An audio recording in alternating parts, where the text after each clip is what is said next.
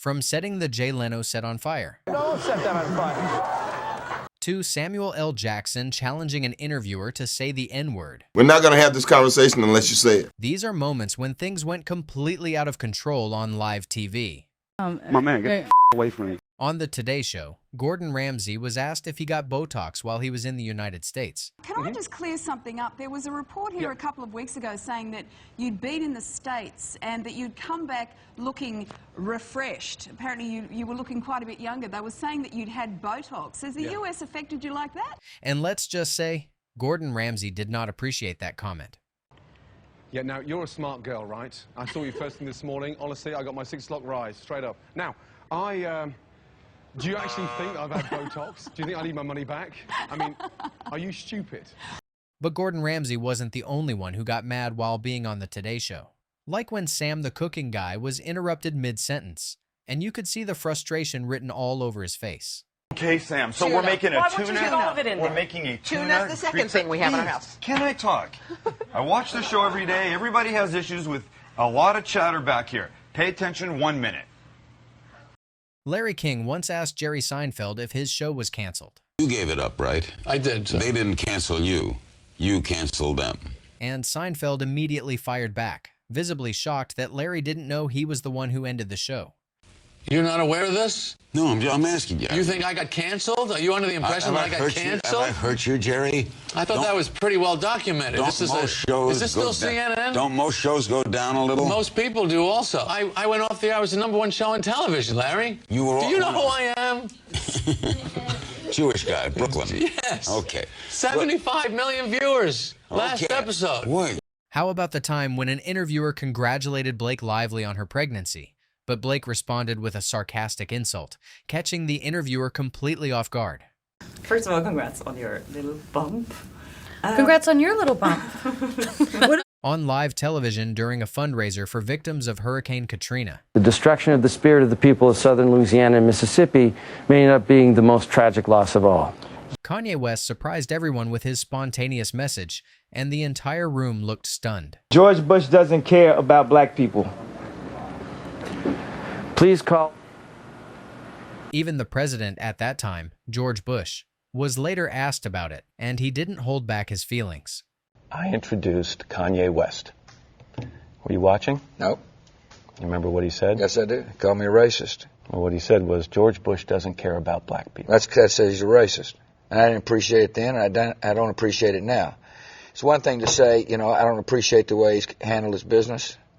It's another thing to say this man's a racist. I resent it. It's not true. And it was one of the most disgusting moments of my presidency. Another U.S. president moment is when Barack Obama sat down with actor Zach Galifianakis. And Zach had no filter that day. What is it like to be the last black president? Seriously? What's it like for this to be the last time you ever talked to a president? It must and Zach kept going. Kind of stink, though, that you can't run, 3 times.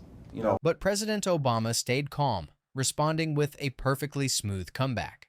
Actually, I think it's a good idea. If I ran a third time, it'd be sort of like doing a third Hangover movie.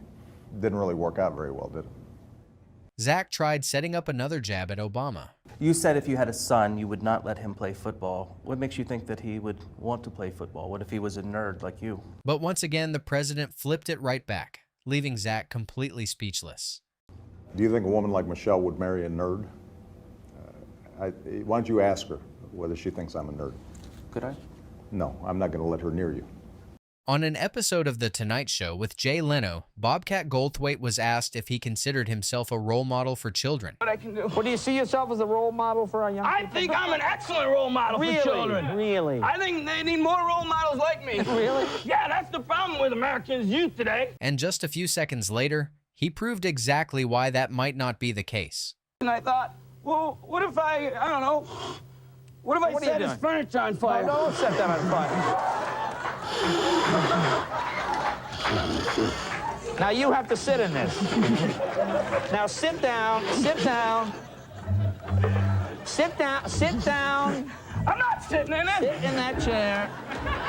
Jay, I'm no stranger to sitting in gas. Now where's he going now? Lil Wayne was asked about the Black Lives Matter movement. Or you still feel the same way? What's your thought on Black Lives Matter? What is it? What do you mean? The idea was that there's this movement called Black Lives Matter, thinking that the rest of America didn't seem to understand that Black Lives Matter. It just sounds weird. I didn't know that you put a name on. It's not a name. It's not whatever. It's somebody got shot by police and for a reason. I am a young, black, rich.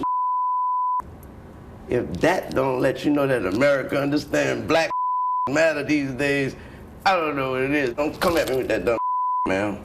My life matters, especially to my. And then the reporter asked if he separates himself from it, to which he responded, Do you separate yourself from it? I don't feel connected to a damn thing that ain't got nothing to do with me. If you do, you crazy as you. I'm connected to this flag right as I'm connected. I'm a gangbanger, man. I'm connected. I ain't no politician. Denzel Washington was asked about the Black Lives Matter movement as well, and he shared an opinion strikingly similar to Lil Wayne's. You know, race relationships have to do with race relationships. You're white or whatever you are, I'm black or whatever I am. We're standing here talking now. That's how we get things done. You can't legislate love. The President of the United States can't legislate us into liking each other. We have to step forward and ask questions about each other and engage. There's no law that says, oh, because I'm president, you all got to get along now. So it's up to us. Later in that same interview, the interviewer asked about his political views, but Denzel thought that question was too personal. Who you wound up supporting in the election, presidential election? None of your business. None of my business? None of your business. Mark Wahlberg and Sarah Silverman were on the Graham Norton show, where Mark was visibly drunk. Why would you allow people to drink alcohol and come on a show? I don't drink. No, it's a recipe for disaster. No, but I said, did take please, acid nobody about let me 40 have minutes nuggets ago. And he kept acting that way throughout the interview. I want to do I want to challenge you. I want to challenge you to a big dick contest. I do. Because I forgot mine at home. At one point, it got awkward for everyone in the room. I don't want to interrupt this thing, though. My dad had a retail store, a discount women's clothing store called Crazy Sophie's Factory Outlet. It smells so good. She changed my life.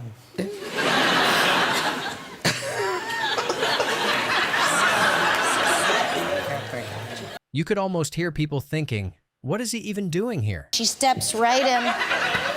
She steps right in my pea pajamas, and this is what. Can you imagine? You sit there. Listen to the nice lady.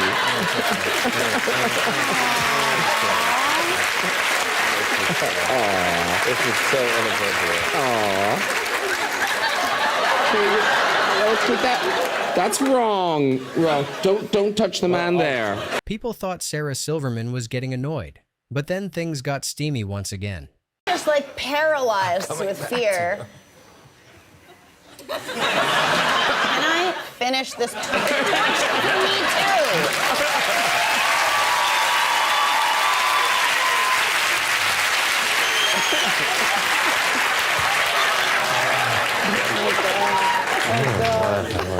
During his interview at the Forbes Under 30 Summit, Machine Gun Kelly was confronted by a fan. That's the same thing with the 27 Club. That's like, my man, get the away from me. I got you, man. Yo, what are you doing? What are you doing? This is a bad look. Don't make me do this. Don't make me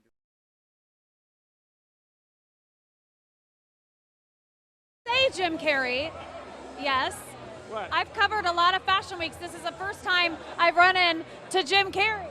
Wait. Actor Jim Carrey was invited to the 2017 New York Fashion Week and interviewed by E! The interviewer was excited, but Jim stunned her with brutal honesty right away. There's no meaning to any of this, so I wanted to find the most meaningless thing that I could come to and join, and here I am.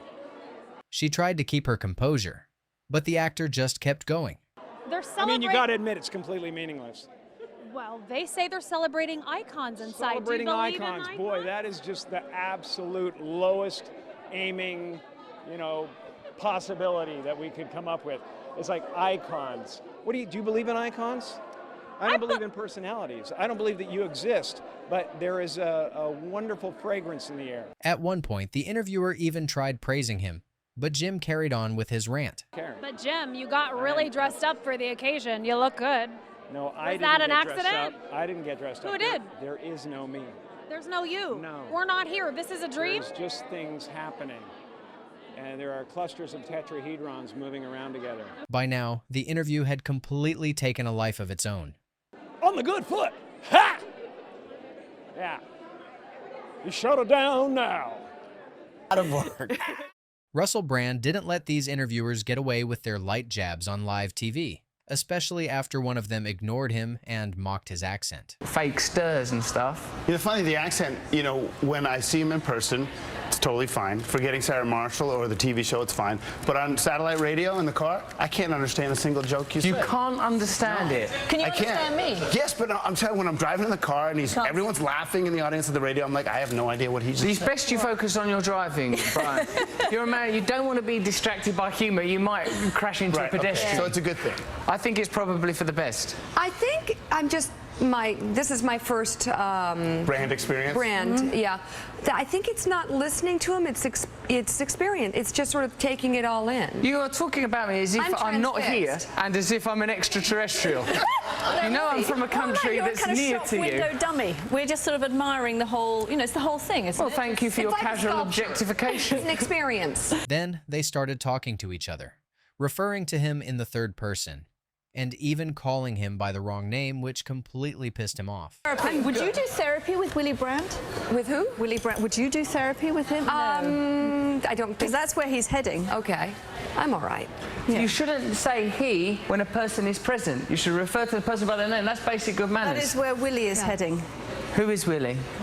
I don't know. Okay, Russell Brand. Is this what you all do for a living? Yes. You're conveying news to the people of America. Yes. People of America, we're going to be okay. Everything's all right.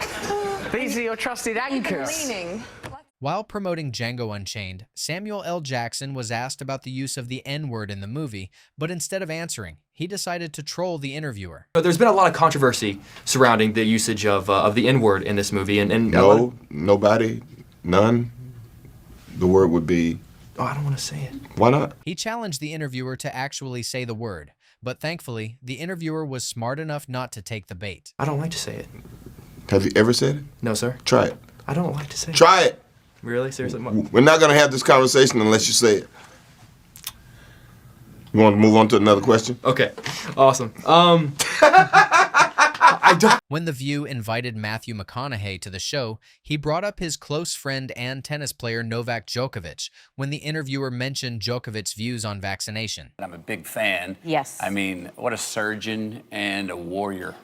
And the resilience of what he's done, it's amazing. So anyway, yeah, I was happy to be in his box. Got to sit behind his parents, which was really awesome to see them when he brings them up and where they started. Anti-vaxxer? I Is he an anti-vaxxer? believe so, yeah. Matthew stayed calm at first, but she pushed it again when the conversation turned political. And that's when he started to lose his patience. Do you think he could get elected in Texas being anti-gun? Do I think I could get elected in Texas being anti-gun?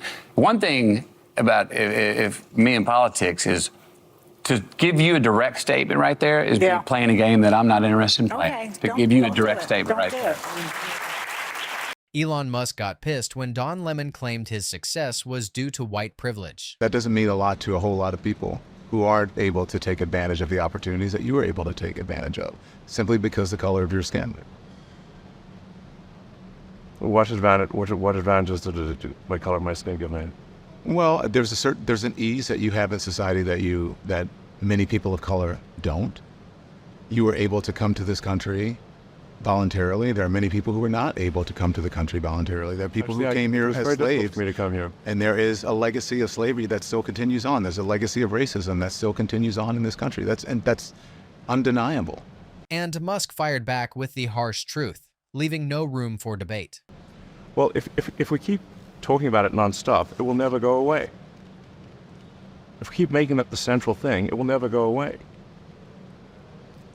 Well, why do you believe that? I think I'm just making a simple statement of fact. The interviewer kept pushing the white privilege angle, and it only made Elon more irritated. And I think that not understanding the history of the country, I think, is a real shame. Look, we should understand the history of the country and other countries. I've had incredible opportunities as a person of color. Right. But I've also been very well. But I've also been discriminated against, and I know that I have. And I know that that's real. And for someone to say that that isn't happening, I should just move forward and not think about that and ignore the past is insulting. So Elon gave one final response, which was impossible to ignore. I'm not saying it. Don, you keep putting words in my mouth. I'm not saying it. I didn't say that you said it. I'm saying that we want to. We as a country should move beyond the questions of race and gender, and we should treat people like individuals and base our opinions on them on the, their character and their skills. I don't think that anyone will disagree with that.